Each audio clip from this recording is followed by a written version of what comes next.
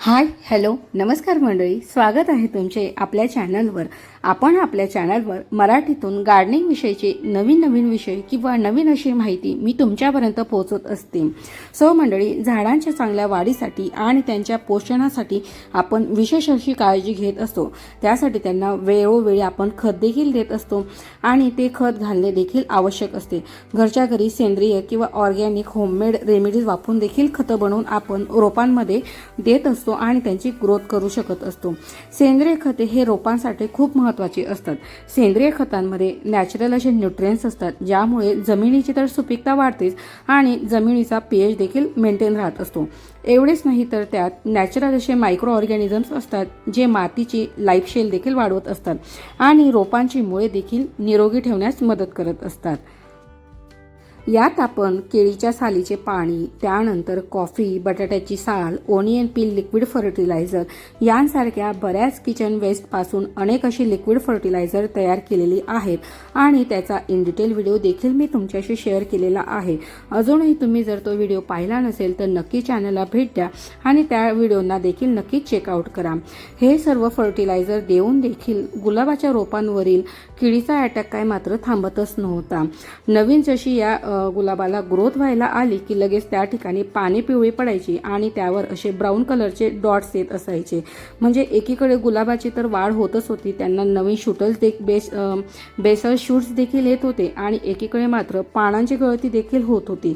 त्यामुळे मला कळायचंच नाही की नेमका याचा प्रॉब्लेम होतो काय, की वेळोवेळी याला पाणी, फर्टिलायझर सगळं देऊन होत होतं तरी देखील मात्र ह्या किडीचा काय अटॅक थांबतच नव्हता. माझ्याकडे एक गार्डन किट होती की मी जी बरेच आधी मागवून ठेवलेली होती, पण मधल्या वेळेमध्ये मी संपूर्ण होममेड फर्टिलायझर किंवा होममेड रेमेडीजचाच ॲप्लाय ह्या माझ्या रोपांवर करत होती, म्हणून तिच्याकडे जरा दुर्लक्ष झालेलं होतं.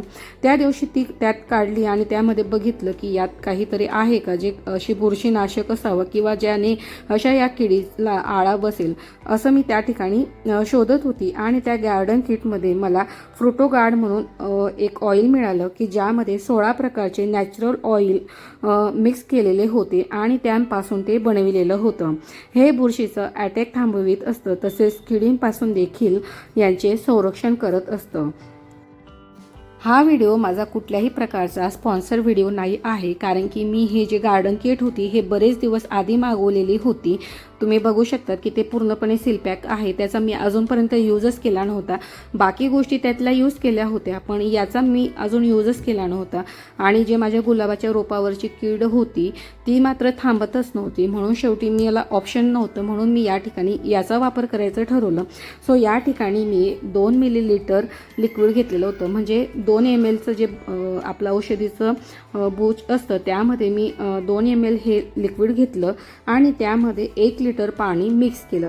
अशा प्रकारे हा स्प्रे तयार करून घेतला होता आणि तो संपूर्ण या गुलाबाच्या झाडांवर आणि पाण्यावर संपूर्ण स्प्रे करून घेतलेला होता. आपण जे होममेड किंवा जे सेंद्रिय खत बनवत असतो त्यातून देखील पोषक मूल्य हे बाहेर पडण्यासाठी थोडा वेळ लागत असतो आणि या पोषण मूल्यांचा पुरवठा देखील रोपांना एकदम हळूहळू होत असतो.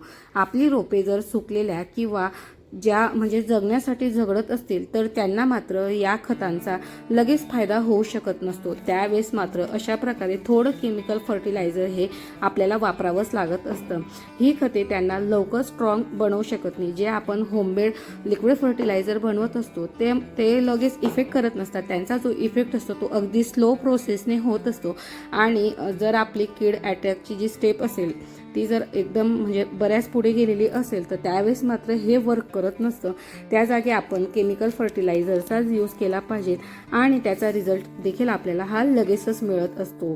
कारण की मी हा स्प्रे केला आणि मला विदिन म्हणजे 2 ते 3 तासामध्ये गुलाबाच्या रोपावर एवढा छान प्रकारे रिझल्ट दिसला की जे पानं होती ती देखील छान अशी शाईन करत होती आणि त्यानंतर याच्यावरची कीड देखील मात्र कमी झालेली होती. जवळपास कीड असलेली पाने मी तर सर्वच काढून घेतलेली होती आणि नवीन पानांना देखील मात्र कीड आलेली नव्हती. त्यानंतर मी माझे जे उर्वरित रोपं होती त्यांना होममेड फर्टिलायझर देऊन जवळपास 10 ते 15 दिवस झालेली होती आणि जी गार्डनिंग किट होती त्यामध्ये मला बऱ्याच अशा गोष्टी मिळालेल्या होत्या। त्यामध्ये मला एक NPK देखील मिळालेलं होतं, तसंच एक कॉम्बोजिटूचा एक पॅक होता आणि रूट फर्टचा देखील एक पॅक होता। असे 3 पॅकेट होते आणि त्यामध्ये पावडर फॉर्ममध्ये खत होते। सो मी या ठिकाणी म्हटलं की चला हे देखील यांना देऊन घेऊया, जेणेकरून यांच्या होममेड रेमेडीजमध्ये एक थोडा असा चेंज या झाडांच्या खाण्यामध्ये होईल म्हणून, कारण की त्यांना कंटिन्यू आपलं होममेडच चाललेलं होतं। सो मी थोडा चेंज म्हणून मी ते देखील एकत्र करून घेतले। सो अशा प्रकारे या ठिकाणी 3 पाकिट्स होते आणि त्यामधून प्रत्येकी पावडर मी एक घेऊन घेतलेलं होतं। हे होतं NPK, त्यामध्ये पोटॅश, फॉस्फरस आणि नत्र असं असतं आणि हे सर्व रोपांच्या वाढीसाठी 3 मुख्य पोषक द्रव्ये हे आवश्यकच असतात। ते दिल्याने आपल्या रोपांच्या मुख्य अन्नद्रव्यांची जी कमतरता असते ती भरून काढण्यासाठी, तसंच भरघोस वाढीसाठी, पानांची देखील याने साईज वाढत असते आणि फुलांची देखील साईज वाढविण्यासाठी। सो अशा प्रकारे मी तिघेही पावडर फॉर्ममधली जी खत होते ते एका बाउलमध्ये घेऊन मिक्स करून घेतलेले होते। त्यानंतर अशा प्रकारे कुंडीतील माती आधी सैल करून घेतली, संपूर्ण कडेची बाजूने जी माती होती ती मोकळी करून घेतली। मुळांच्या अगदी जवळ कधीही कुठल्याही प्रकारचे खतं टाकू नका, त्याने तुमच्या झाडांची मुळं जी असतात ती डॅमेज होऊ शकतात। नंतर तुम्ही या ठिकाणी 5 ते 10 ग्रॅम म्हणजेच हाफ टू 1 टेबलस्पून अशा प्रकारे हे पावडर जे फर्टिलायझर होतं मी ते या ठिकाणी टाकून घेत होती। हे खत टाकण्यापूर्वी संपूर्ण माती व्यवस्थित सैल करून घेतलेली होती।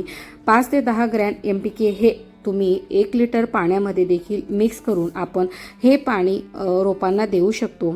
कुंडीतील रोपांना त्यांच्या वाढीसाठी दर 20 दिवसांनी अशा प्रकारचे आपण हे खत देऊ शकतो। हे खत टाकताना समान रीतीने टाकावे, जेणेकरून ते रूट झोनपर्यंत व्यवस्थित प्रकारे पोहोचेल। NPK हे वनस्पतींसाठी सर्व आवश्यक पोषक तत्वे तसेच त्यांची देठ, फुले आणि कळ्या वाढविण्यासाठी मदत करत असतात व सुंदर फुलांचा बहर करण्यासाठी देखील मदत करत असतात। जर झाडांच्या पानांचा रंग हा आपल्याला फिकट म्हणजे थोडा हलकासा झालेला वाटत असेल आणि फुलं येण्याची जर झाडांना सुरुवात झाली असेल तर त्यावेळेस देखील तुम्ही NPK खत वापरू शकता।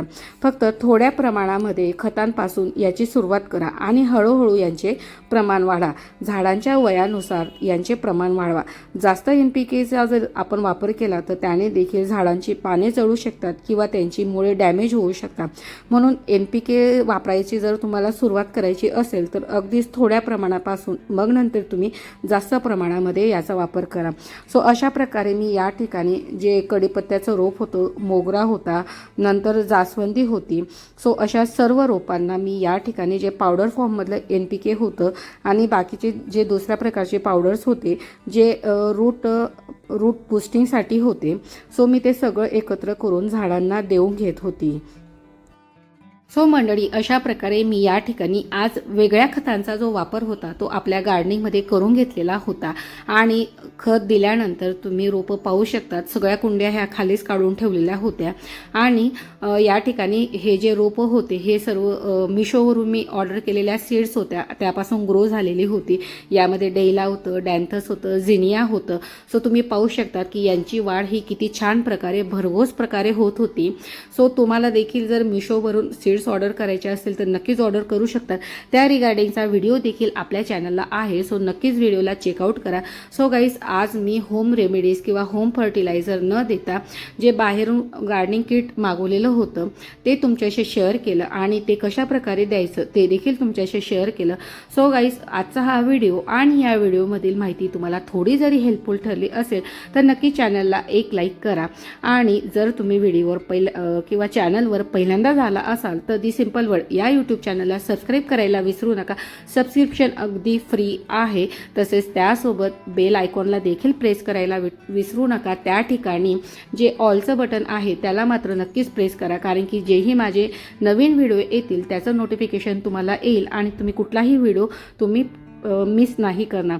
सो गाईज अशा प्रकारे या ठिकाणी माझ्या संपूर्ण रोपांना खतं देऊन झालेली होती आणि तुम्ही पाहू शकता की आज ऑफिस टाईमला किती सुंदर प्रकारची फुलं आलेली होती. अजूनही तुम्ही जर पर्सनल किंवा या ऑफिस टाईमविषयीचा इन डिटेल व्हिडिओ पाहिला नसेल तर नक्की चॅनलला चेकआउट करा.